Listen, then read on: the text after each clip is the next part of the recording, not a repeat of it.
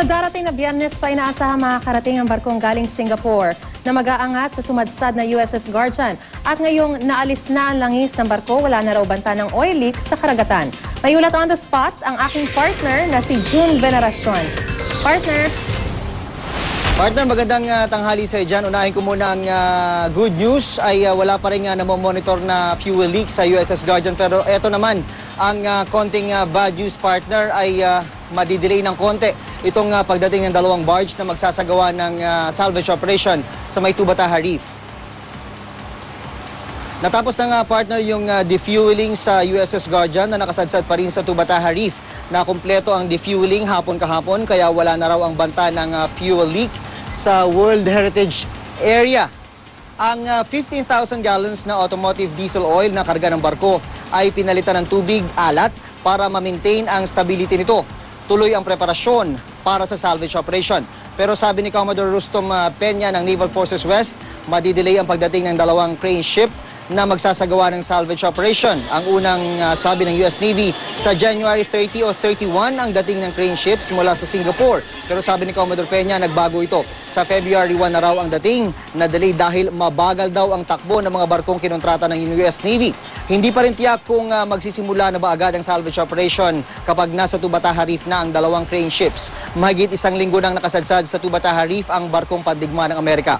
Ayon sa Tubataha Management Office, ito na raw ang pinakamalalang sakuna sa Tubataha sa loob ng 12 taon.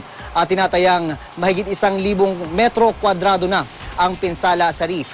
Pakinggan po natin ang naging pahayag ni Commodore Rustom Peña ng Naval Forces West. The January 31, but as the latest, it's February 1. May delay. Mabagal yung mabagal kasi yung movement ng mga ito. At sabi nga, partner, ng mga environmental expert, habang tumatagal, napakahalaga ng bawat minuto rito. Napakahalaga ng bawat araw dahil habang tumatagal ang USS Guardian sa May Tubataha Reef ay lalong lumalaki ang pinsalang idinudulot nito sa World Heritage Site na yan. At yan ang latest mula rito sa Puerto Princesa, Palawan. Balik si partner. Oo, partner, gaya ng sinabi mo sa iyong balita, pagdating dyan sa Tubataha Reef, nitong barkong magtatanggal doon sa USS Guardian, hindi pa sigurado kung magsisimula na agad yung pagtatanggal o yung pag-sea lift or kung ano man ang balak nilang gawin. So, ibig sabihin, mas lalo pang tatagal yung posibilidad na sisira. Ano pa yung ginagawa nila sa ngayon para hindi pa madagdagan itong pinsala na nagagawa nitong USS Guardian dyan sa Tubataha Reef na yan?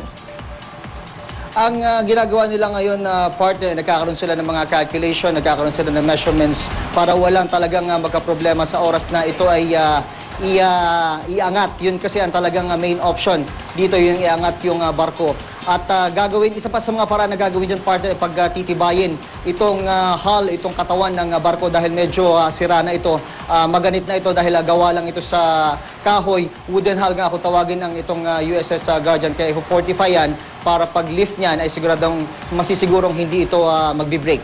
Yun ang isa sa mga precautions na ginagawa nila para matiyak na hindi rin talaga magkaroon ng added damage itong Tubataha Reef, partner. Isa na lang, partner, bukod sa sorry, may pahiwatig na ba ang US government na talagang babayaran nila yung pinsala na naidulot nitong USS Guardian dyan sa isang national treasure, ang ating Tubataha Reef? Ang sinasabi naman ni Admiral Carney sa huli niyang briefing dito, partner, ay na-forward na nila yung tinatawag na notice of violation na ipinasa sa kanila ng Tubataha Management Office at yan ay pag-aaralan. Pero itong Tubataha Management Office ay bilang isang alay itong bansang Amerika ay tiwala naman sila na magiging committed sila sa pagbabayad ng mga danyos na nasira at naiwan dito sa may Tubataha Reef. Pero sinasabi nga ng mga expert dito, hindi ito about cents and dollars, partner. Ang isa rin sa mga concerns dito na hindi pwedeng ikalkula ay ang long-term effect nito dun sa Tubataha Reef, partner. Kaya kailangan talagang panagutan. Maraming salamat sa iyo, partner, June Veneracion.